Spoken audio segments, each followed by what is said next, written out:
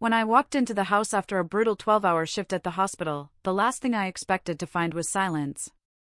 No welcome home. No dinner on the stove. Just a stiff breeze from the open kitchen window and a single white envelope sitting on the dining table with my name scrawled in my mother's handwriting. I wiped the sweat from my forehead, took a deep breath, and opened it with trembling fingers. What I read made my knees buckle.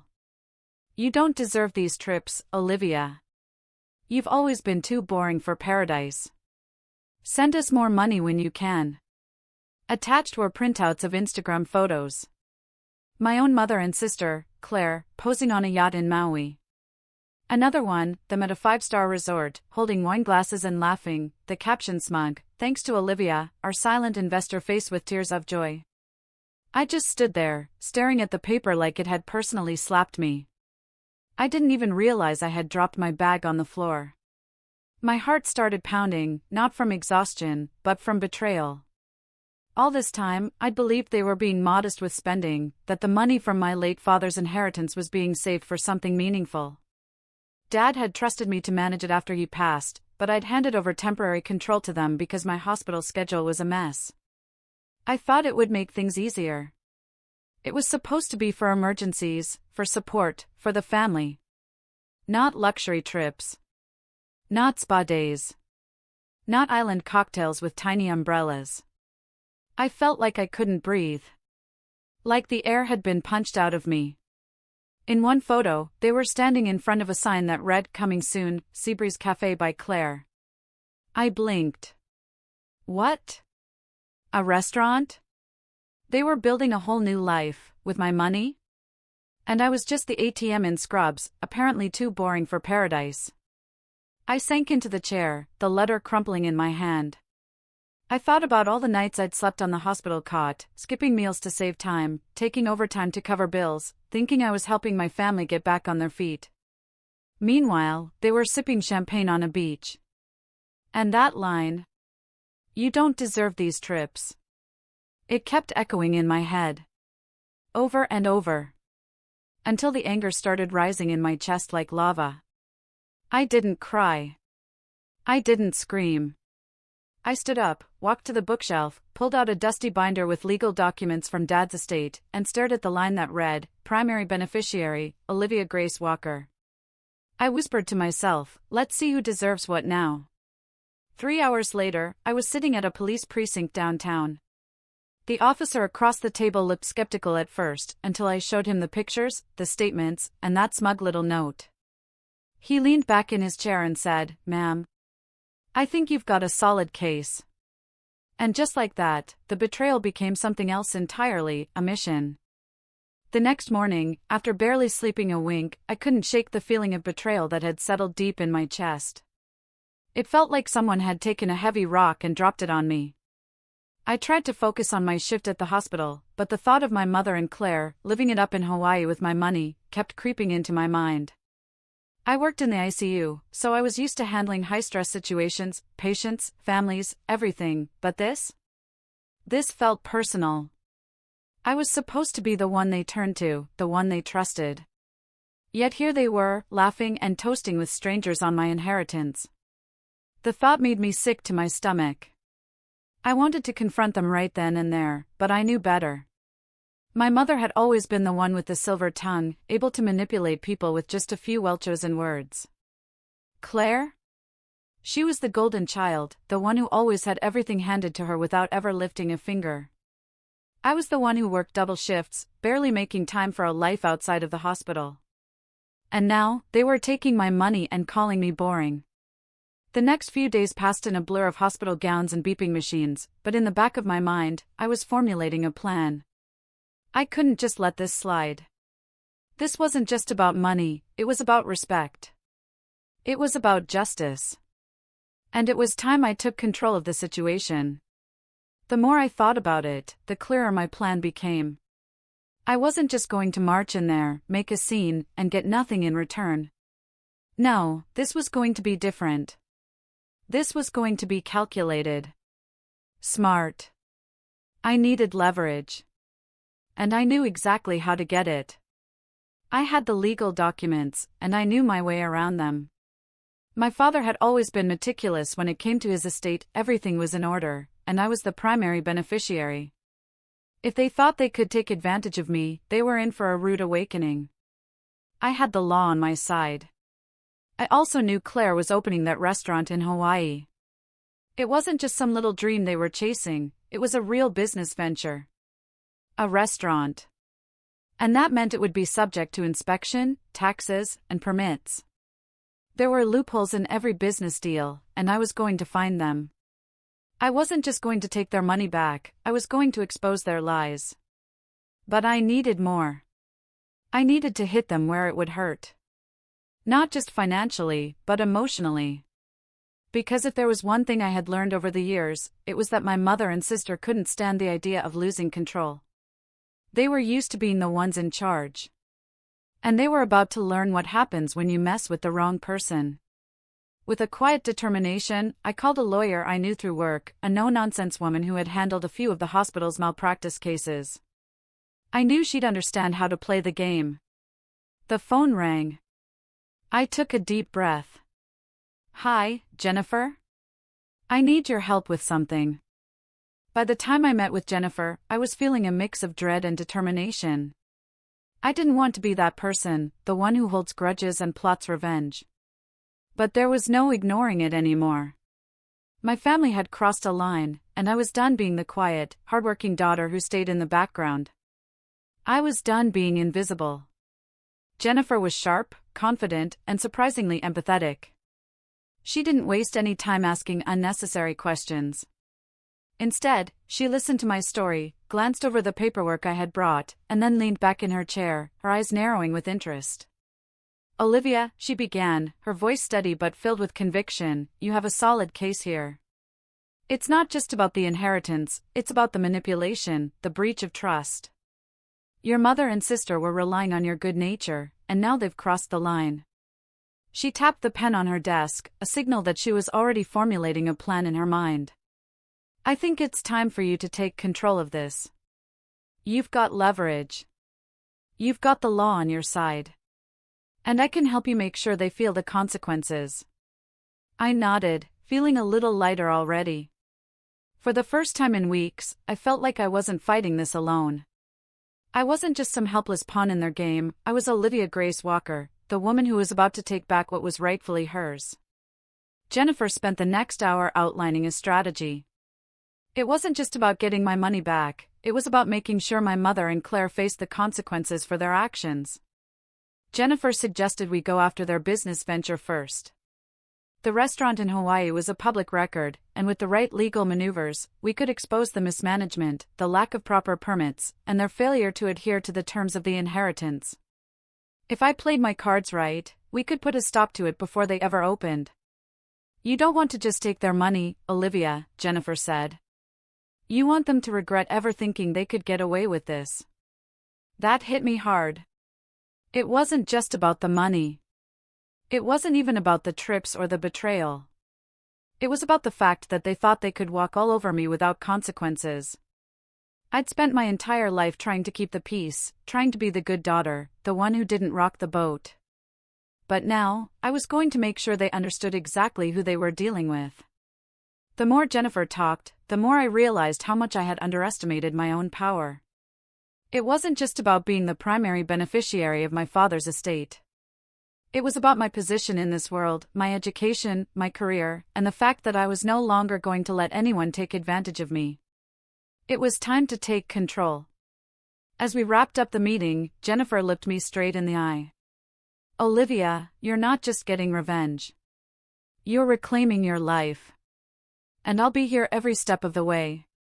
I walked out of her office with a sense of purpose I hadn't felt in months. The anger I had been carrying around now felt like a fire, burning bright, pushing me forward. I wasn't just doing this for me. I was doing this for everything I had worked for. Over the next few days, I could barely sleep. My mind was racing with every possible angle, every potential move in the game I was about to play. The more I thought about my family's betrayal, the more disgusted I became. How could they do this to me? How could they so easily misuse the trust I'd placed in them? I knew I needed to act fast. There was no room for hesitation. My inheritance wasn't just money, it was my father's legacy. And I wasn't about to let my sister and mother turn it into some luxury vacation fund. They were about to learn that what they thought was easy money wasn't theirs to take. Jennifer's plan was solid. We were going to start by going after their restaurant venture in Hawaii. They'd been so proud of it, boasting about it on social media, sending me the occasional update as if they were doing me a favor. It was time to expose them. The first step was getting access to the public records of the restaurant. Jennifer had already set up the legal team to dig into the permits and business filings. It didn't take long for us to uncover the truth. There were several inconsistencies in the paperwork. They hadn't followed proper zoning laws, hadn't filed the right environmental assessments, and their financial backing wasn't exactly as legitimate as they'd claimed. Jennifer was giddy at how much we could use to our advantage. "Olivia, they've been so careless. I almost feel sorry for them," she said with a wry smile. I didn't feel sorry for them, not at all. I felt angry, hurt, betrayed. But mostly, I felt like I was finally doing something right. For once, I wasn't letting someone else control the narrative. With the legal documents in hand, we made a few calls to local authorities in Hawaii. Jennifer had contacts who were willing to help us, and by the end of the week, I had a meeting scheduled with a regulatory commission to discuss their numerous violations. But there was one more thing I needed to do before the big confrontation. I needed to make my sister and mother believe that they were still in control, that they still had the upper hand. I needed to lure them into a false sense of security. If they thought I was going to back down, they'd be more likely to make mistakes. And I knew exactly how to get them to do that. I waited until the weekend to call Claire. She answered after the second ring, sounding chipper. I could already imagine her sitting in some fancy cafe, sipping her overpriced latte. "Hey, Claire," I said casually. "How's everything going with the restaurant? Everything on track for the grand opening?" She didn't even hesitate. "Oh, totally. We're doing great, Olivia. We're so excited. We've got everything in place. You're going to love it when you see it." I forced a smile, though I could feel my blood pressure rising. "I'm sure I will. I'd love to come visit and check it out sometime. Maybe before the opening?" Claire's voice softened. "You should. We'd love to have you. I know things have been a little tense with us lately, but I just want things to get better between us, you know?" I suppressed the urge to laugh. She had no idea what was coming. "Yeah, me too," I said, keeping my tone calm and friendly. "I'm proud of you, Claire. Really, I am." It was time to put the final pieces in place. They thought they had won. But by the time they realized what I had done, it would be too late. The following week was a blur of phone calls, meetings, and preparation. My mind had one singular focus: make my mother and Claire pay for everything they'd taken from me. It wasn't just about the money anymore. It was about making them regret ever thinking they could treat me like a second-class citizen in my own family. The meeting with the regulatory commission in Hawaii went smoothly. Jennifer and I had prepared everything carefully. We had solid evidence that Claire and my mother's restaurant venture was on shaky ground, permits weren't filed properly, taxes hadn't been paid in full, and they were misrepresenting the financial stability of the business. We even had recordings from disgruntled employees who were more than willing to testify against them if it came down to it. By the time we were done, it was clear they were going to face serious consequences. But that wasn't enough for me. Not by a long shot. I knew it wasn't going to be enough to just cripple their business. I needed them to feel the weight of everything they'd done to me. I needed them to see what happens when you take advantage of someone who's been nothing but loyal to you. With everything in place, I decided it was time for the final part of my plan. The showdown. The moment when they'd realized just how badly they had miscalculated. I'd arranged a trip to Hawaii, but not for the reasons Claire and my mother thought. I wasn't coming to celebrate their new business or to mend broken bridges. No, I was coming as the bearer of their reckoning. I was going to confront them, and I was going to do it with the one thing they could never ignore: power. I arrived at the restaurant a day before the opening. I wanted to be there when everything fell apart. The restaurant was beautiful, if you could ignore the fact that it was built on a foundation of lies and deception. I watched from across the street as Claire and my mother arrived, chatting away, acting as though they had won. They had no idea that I was watching. No idea that their world was about to come crashing down. The next day, I showed up at the grand opening, a smile plastered on my face. I wasn't going to let them see the anger bubbling just beneath the surface. I needed them to feel comfortable, to think everything was going according to plan. I needed them to let their guard down. As they greeted the few guests they had invited, I made my way through the crowd. I could feel my heart pounding in my chest, but I stayed calm. This was the moment everything was leading up to. I approached Claire first. Her smile faltered when she saw me, but she quickly recovered. "Olivia! I'm so glad you could make it," she said, her voice dripping with faint sweetness. "Of course," I replied, forcing a smile. "Wouldn't miss it for the world." Before she could say anything else, I turned to my mother, who was standing nearby, chatting with a potential investor. Her eyes widened when she saw me. She hadn't expected me to show up, let alone show up so soon after everything had happened. But I wasn't here to make small talk. I wasn't here to apologize for anything. No, I was here to collect what was rightfully mine, and to make sure they paid for what they'd done. I raised a hand to get their attention. "Ladies," I said coolly, "I think it's time we had a little chat." The air in the room shifted when I spoke. It wasn't loud, but it was enough to freeze the conversation around us. My mother and Claire exchanged uncertain glances, and for a moment, they didn't know what to do. It was like they both realized, in that instant, that I wasn't here to congratulate them or join their celebration. I could see the tension building in their eyes. My mother quickly pasted a smile on her face, her usual fake warmth oozing from every word. "Olivia, sweetie, we weren't expecting you today. I thought you were too busy working to come out here for the grand opening." I held my ground, not letting her faint concern throw me off. "I was busy. But now I have some time to talk. Actually, there's something very important I need to discuss with both of you." Claire took a step forward, her smile turning into something more insistent. "What's going on, Olivia? Is this about, what happened? Mom and I both thought we could work things out." "Work things out?" I repeated, the bitterness in my voice impossible to hide. "You thought you could work things out? By spending my inheritance on luxury vacations while I was working my ass off? You thought that was the plan?" Their faces were frozen in shock. I could see the realization dawn on Claire's face as she processed the weight of my words. My mother, on the other hand, shifted uncomfortably, glancing around as if she could escape this moment. I continued, my voice growing colder with each word. "It's funny, isn't it? You two acting like everything's fine while you were using me, using my trust, my hard work. You've been living it up, spending money that wasn't yours to spend. And now, you've got the nerve to act like you're in control." Claire opened her mouth to respond, but I wasn't done. I took a deep breath, steadying myself. "I know everything. The restaurant, this little venture you're so proud of? It's built on lies. From the permits to the financials, you're in violation of nearly every law in Hawaii.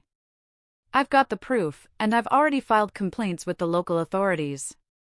This place? It's going to be shut down before it even opens." The silence in the room was suffocating. Claire looked like she was about to say something, but no words came out. My mother's face had gone pale, the reality of what was happening sinking in. I could almost feel their panic rising. They thought they had me under control, that I was some easily manipulated fool who would just let them take what they wanted. But now, they were the ones feeling helpless. They had no idea what had hit them. I wasn't finished yet.